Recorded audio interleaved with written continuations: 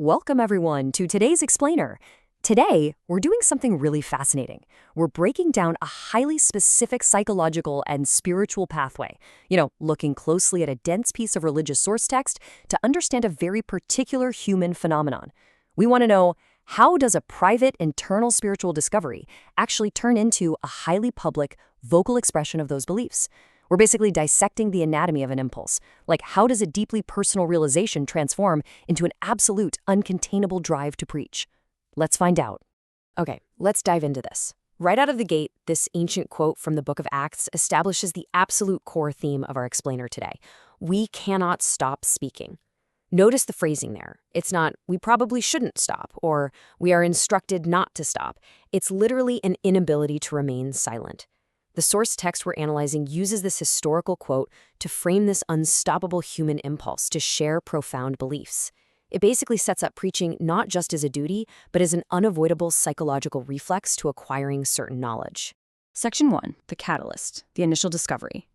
Now, what's really interesting about this slide is the foundational mandate of the source text. It presents a clear directive. The good news has to be preached across all nations. But obviously, before it can be preached, it has to be received, right? So for the believer, encountering this good news is the absolute starting point of their whole journey. It's literally the ignition switch for everything that follows. Honestly, think of it like a psychological earthquake. According to our source material, this good news or this truth isn't just treated as cold, hard data. It's not some list of facts you just memorize. Instead, it's framed as a deeply personal revelation that fundamentally and radically alters the believer's entire worldview. This initial discovery acts as a massive psychological and spiritual catalyst. It completely shifts the ground beneath their feet, providing a whole new lens through which they view their life, their future, and, well, their place in the universe. Moving on to Section 2, the core promises. So, the crucial point is, what exactly makes this catalyst so incredibly powerful? Well, it lies in these 4 transformative promises outlined in the text. Objectively speaking, we can clearly see the sheer emotional weight and psychological comfort each of these provides. First up, the assurance of a heavenly Father who loves you, which brings a profound sense of ultimate belonging and worth. Second, joining a family of worshipers. That provides immediate community and social support.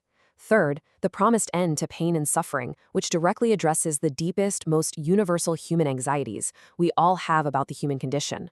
And finally, the resurrection of dead loved ones. That offers the ultimate hope against the finality of death. When you combine these 4 elements together, you are looking at a tremendously powerful psychological anchor. And the source text doesn't just present these promises in a vacuum. It actually anchors these 4 massive emotional concepts in very specific scriptural references. By tying these profound promises of love, community, relief from pain, and resurrection directly to chapter and verse, the text validates the believer's newfound hope. It gives the whole thing historical and theological weight. That brings us to Section 3, the internal shift. So, once these incredible promises are actually absorbed, something has to happen internally. Just take a second to consider the really evocative nature of this scriptural metaphor. Those truths warmed your heart. The source relies heavily on this imagery to describe the internal emotional reaction to that initial discovery.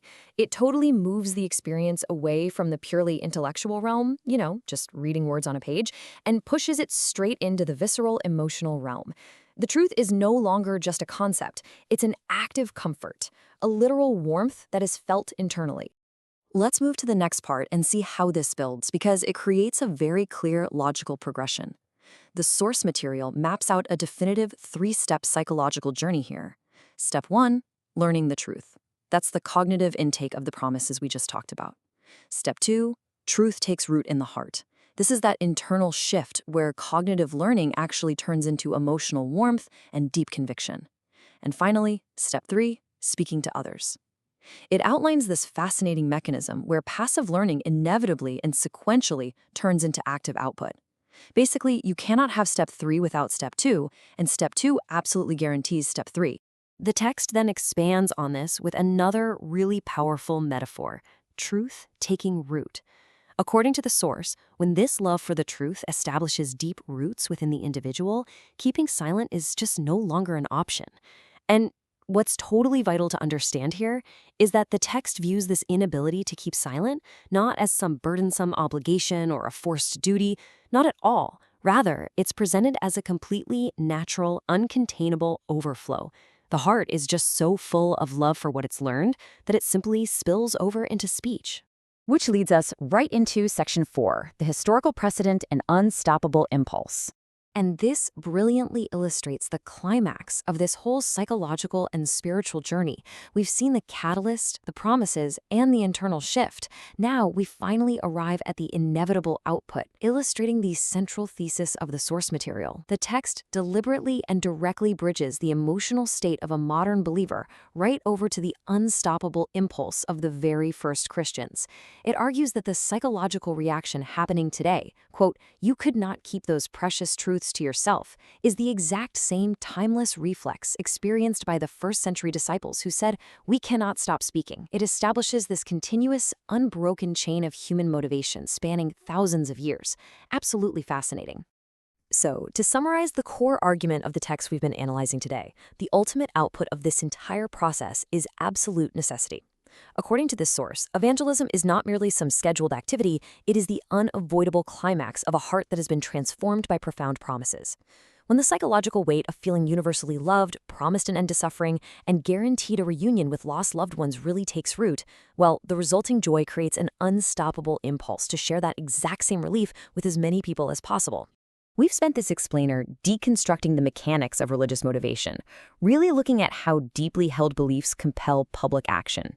But this psychological mechanism isn't completely isolated just to theology.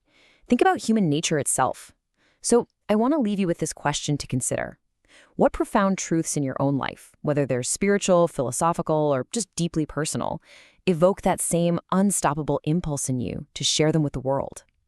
Thank you so much for exploring this fascinating topic with me. Keep learning, keep questioning, and I'll catch you in the next explainer.